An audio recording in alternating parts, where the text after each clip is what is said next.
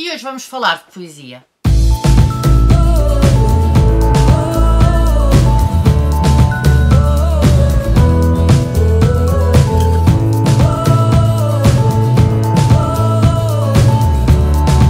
Olá, eu sou Maria João do Livros Gosto e hoje venho-te falar de Atenção ao Intervalo entre o Caos e o Comboio, do Alexandre Borges. Primeiro de tudo, eu quero agradecer muito às Letras Lavadas o facto de me terem enviado este livro. Muito obrigada, foi muito gentil da vossa parte. E deixem que vos diga que este livro atraiu-me pelo título. Eu durante ano e meio fui de comboio para a escola e, portanto, ouvia muito atenção à distância entre o cais e o comboio, atenção ao intervalo entre o cais e o comboio. E, portanto, assim que olhei para o título, essa frase veio-me à memória. Acontece que eu fui investigar depois de ter lido o livro e, na realidade, foi esta frase que despoltou este título ao autor. E eu fiquei a achar que, se calhar, tinha entendido a intenção do autor ao pôr este título. Mas este título a seguir suscitou-me uma outra pergunta, que é: o caos? O que é que vem depois do caos? Que intervalo é este entre o caos e o comboio? É aquele intervalo em que nós refletimos? É aquele intervalo em que nós fugimos do caos e tentamos apanhar o comboio? Ou é aquele intervalo em que nós podemos assumir o caos e depois fazer uma viagem? E achei que tudo isto era muito filosófico. E fiquei muito contente ao perceber que, na realidade, a poesia deste autor é muito filosófica. Ele começa logo por nos dar, no frontispício, uma carta de um professor que, em 1907, comunica a Alfred Einstein que a sua tese, a sua proposta para a tese de doutoramento foi recusada. E diz assim: sentimos que as suas conclusões quanto à natureza da luz e à conexão essencial entre espaço e tempo são um pouco radicais. De um modo geral, achamos as suas conjecturas mais do domínio das artes do que física propriamente dita. Ou seja, a teoria de Einstein começa por ser vista como algo ligado às artes e só depois é que passa para a ciência. E, para ajudar, depois este livro é dedicado a Mário. Mário este que eu depois vim a descobrir quando fui fazer a investigação, até para ver se o autor tinha outros livros publicados, descobri que era um professor de filosofia do autor. E, portanto, percebi que esta vertente da filosofia que eu tinha achado que havia nesta poesia era realmente algo concreto em relação a este autor.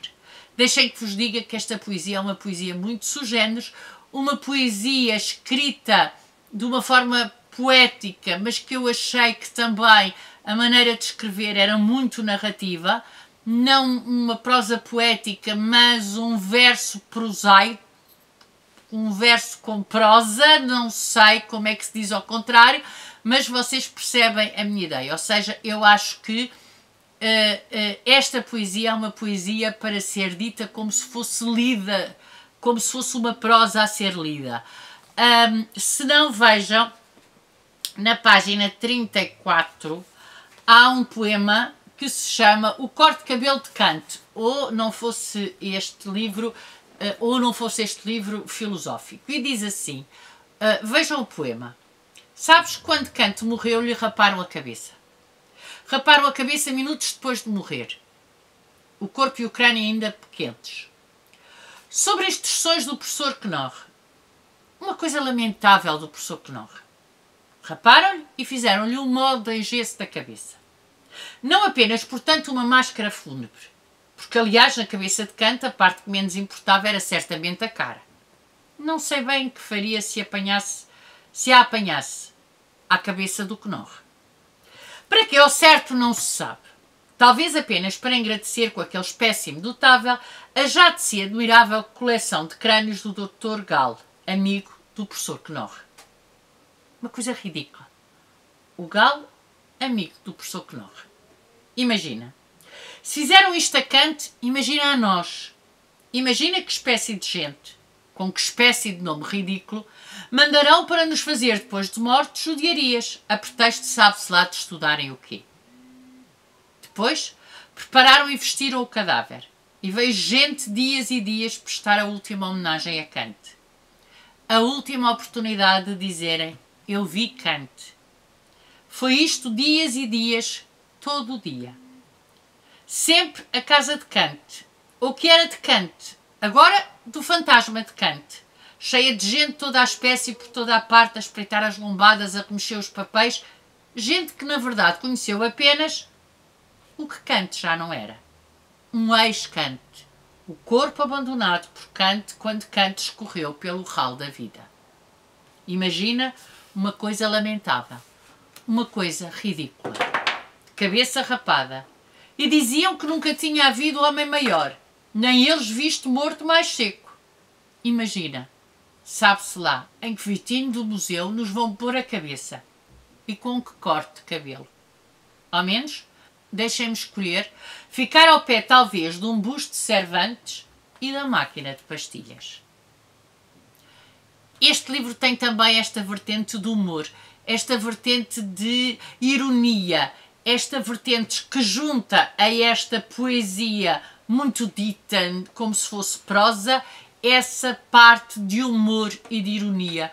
Uma forma de olhar para nós mesmos e de poder perceber aquilo que nós mesmos podemos fazer e mais, poder perceber aquilo que cada um de nós pode de alguma forma fazer analisando o ridículo da vida. Há um outro poema que eu vos queria ler, que é um poema mais pequeno e que eu achei muito interessante logo pelo título, e chama-se Fantasmas que não frequentam funerais. Tu pensas que és Deus e és um fantasma. Pensas que sou eu e é um fantasma. Pensas que é um anjo e é um fantasma. Pensas que são eles e o fantasma és tu.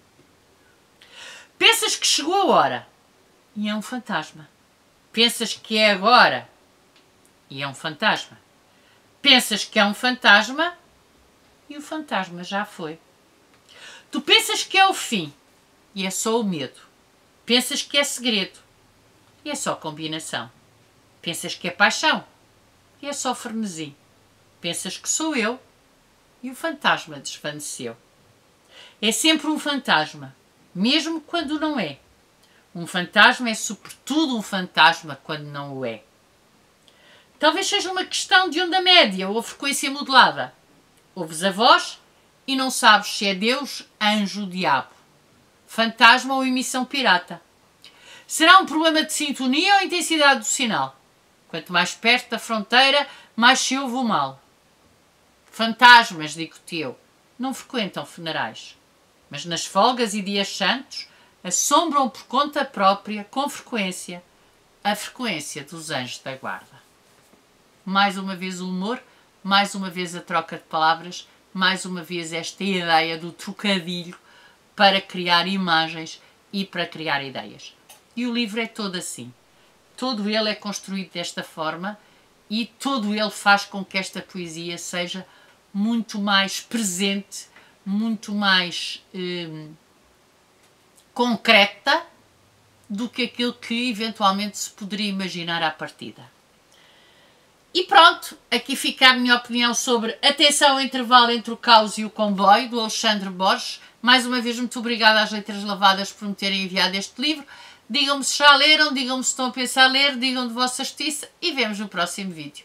Tchau, até ao próximo vídeo.